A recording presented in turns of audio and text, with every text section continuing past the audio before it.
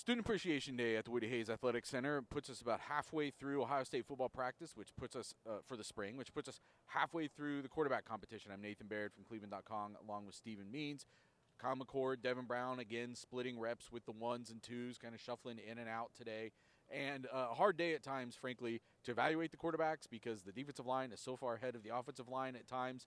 And anything they tried to do that was a longer developing play or play action, God forbid, fell apart pretty fast. So not a great day for the offensive line. We'll talk more about that in another video, I think. But from a quarterback standpoint, Ryan Day, I thought, said something interesting after you asked him, because he had said coming into the spring he was open to having a decision by the end of the spring. And I think he's waiting for an aha moment a little bit, and we haven't seen it yet. Even though we thought Kyle McCord looked pretty good last week, especially down the stretch, I thought maybe McCord had the better of the 2 days today. But again, I thought it was another harder day to evaluate. But I don't think the light bulb has necessarily gone on for Day where he's like, this guy has clearly taken this job and run with it. Yeah, when I asked him that question, basically his answer wasn't yes, but it also wasn't no. It was kind of like a challenge for somebody to come do it. And the way he was putting it was, looking for consistent days. Can you continue to stack days? He says that with a lot of positions, but that's very important with the quarterback position, maybe more than other positions, is stacking days. So we've been in here for 2 full practices plus some 30-minute viewing windows. And so in both days, I agree with you, it felt like Kyle McCord was the better day. But being the better day where your grade was a C and the other guys was a D versus a day where your grade was an A- and the other guys was a B+, that's not really stacking days. He's looking for someone who can consistently put those A days together, and that's, from how he was talking, that hasn't happened yet, and we're at the halfway point of the spring. And they want to come out of this with 2 good quarterbacks. They need 2 starting caliber quarterbacks by the end of this. It's about development. It's not just about the competition. But at the same time, I think that, as much as it's hard right now to evaluate the offensive line, here's what makes it harder, to evaluate the quarterbacks. Because plays are getting blown dead very fast because the quarterbacks are not live.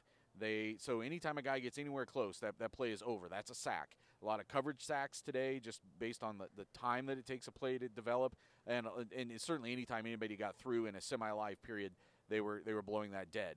And there's a lot of times where what they want these quarterbacks to do is get away from that pressure and make a play. And we've seen both those guys do that this spring.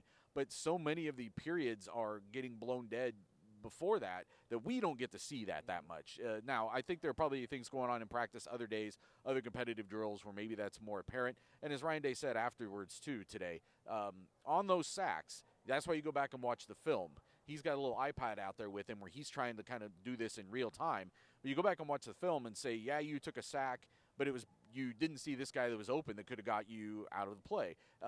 There's a lot of nuanced stuff that gets broken down after the fact. It's not just the result-dependent stuff. Did he get a pass off in front of us while we're watching? And I think last year, watching the Student Appreciation Day practice, you kind of appreciated that with CJ being a second-year guy.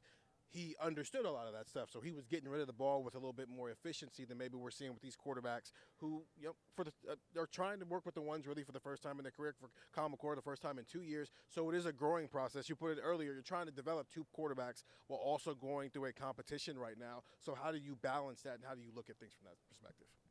So coming into this, we all thought Kyle McCord had a lead of sorts just because he was the true backup last year. He's got more experience in the system, all of those things. I think that is still the case as we're halfway through the spring.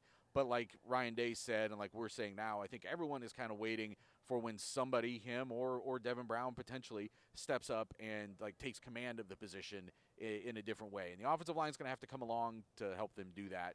To do that emphatically in these competitive periods. More about this on Buckeye Talk. Get it wherever you can find podcasts. And get the text, 614-350-3315. Get it now. It'll take you through the spring game. You'll be getting our news and analysis every day from Buckeye Talk.